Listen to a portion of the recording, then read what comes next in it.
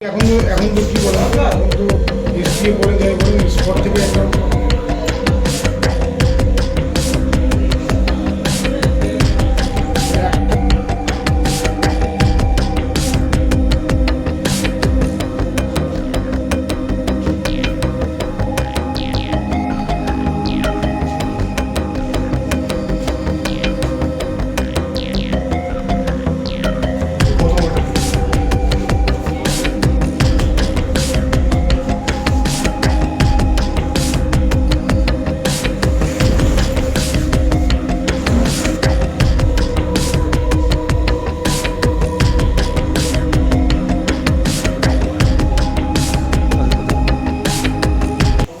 এই bronze sugar অথবা heroine নিয়ে যাবে আর কি।